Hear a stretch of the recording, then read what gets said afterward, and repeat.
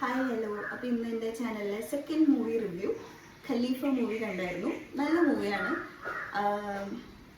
വൈശാഖിൻ്റെ ഡയറക്ഷനിൽ പൃഥ്വിരാജ് ചെയ്തിട്ടുള്ള ഒരു നല്ല മൂവി. മ്യൂസിക് എടുത്തു പറയണം, നല്ല മ്യൂസിക്കാണ്. ഭയങ്കര നമുക്ക് ഇഷ്ടപ്പെടുന്ന ഒരു ടൈപ്പ് ഓഫ് മ്യൂസിക്കാണ് ത്രൂ ഔട്ട് ദ മൂവി ചെയ്തിട്ടുള്ളത്. സിനിമാറ്റോഗ്രഫി, ക്യാമറ, എടുത്തിട്ടുള്ള സ്റ്റൈല്, എഡിറ്റിംഗ് എല്ലാം അടിപൊളിയാണ്. നമുക്കങ്ങനെ ഫ്ലോസ് ഒന്നും പറയാൻ പറ്റില്ല. ഫൈറ്റ്സ് പൃഥ്വിരാജിൻ്റെ സൂപ്പറാണ്, ലുക്സ് സൂപ്പറാണ്. ലുക്സ് മൊത്തത്തിൽ എല്ലാ ആൾക്കാരുടെയും എന്ന് വെച്ചാൽ സ്റ്റൈലിഷ് റോൾ ചെയ്തിട്ടുള്ള ആൾക്കാരുടെ എല്ലാം ലുക്സ്, കോസ്റ്റ്യൂം ഒക്കെ അടിപൊളിയാണ്. പിന്നെ സ്റ്റോറി പോകുന്നത് മൊത്തം ഒരു റിവെഞ്ച് ലൈനിലാണ്.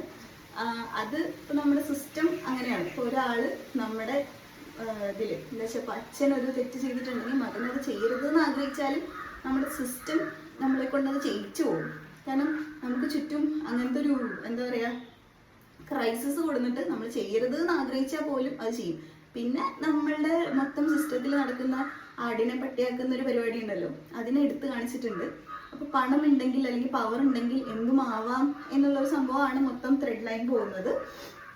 പിന്നെന്താ പറയുക, പിന്നെ ഫസ്റ്റ് ഹാഫിൽ നമുക്ക് കുറച്ച് സ്ലോ ആയിട്ട് തോന്നും. സെക്കൻഡ് ഹാഫിൽ സ്റ്റോറി തന്നെ അത് ഡ്രിഫ്റ്റ് ചെയ്യും. സെക്കൻഡ് ഹാഫിലാണ് നമുക്ക് സർപ്രൈസിങ് ആയിട്ട് ആണ് ആള് കയറി വരുന്നത്. ആള് കയറി വരുമ്പോൾ ഒരു എന്താ പറയുക, ഡൈ ഹാർട്ട് മോഹൻലാൽ ഫാൻസിനൊക്കെ അത് തന്നെ ധാരാളം. അത്രയും ഷോർട്ട് ആയിട്ടുള്ള ഒരു സീൻ കൊണ്ട് തന്നെ ആള് അത് ക്യാപ്ചർ ചെയ്തിട്ടുണ്ട്, ആളത് കോൺകർ ചെയ്തിട്ടുണ്ട്. ആളുടെ ഒരു ചെറുപ്പത്തിലെ ഫോട്ടോ ഫ്രെയിം ചെയ്തിട്ടുള്ള ഒരു ഫോട്ടോ കാണിക്കുന്നുണ്ട്. അപ്പോൾ അത് കാണിക്കുമ്പോൾ നമുക്കൊരു ദാവൂദ് ഇബ്രാഹിം ലെവൽ സംഭവമൊക്കെ വരും. അങ്ങനെ മൊത്തം പൃഥ്വിരാജിനെ മാറ്റി നിർത്തുന്ന ലെവലിൽ മോഹൻലാൽ വന്നിട്ട് വളരെ ചെറിയൊരു സമയം കൊണ്ട് ആളെ സ്ക്രീൻ മൊത്തം കോൺകർ ചെയ്യും. ഇനി സെക്കൻഡ് ഹാഫ് ഉണ്ട്. അപ്പോൾ സെക്കൻഡ് ഹാഫ് മോഹൻലാലിന്റെ സ്റ്റോറി ആയിരിക്കും.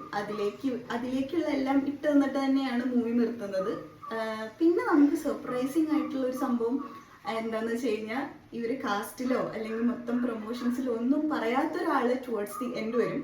അത് നമുക്കൊരു ഷോക്കിംഗ് സർപ്രൈസ് തന്നെയായിരുന്നു. എന്താ പറയുക, ആസ് സച്ച് ഒരു നല്ല മൂവിയാണ്. നമുക്ക് എന്താ പറയുക, പൈസ പോയി എന്നൊന്നും തോന്നില്ല.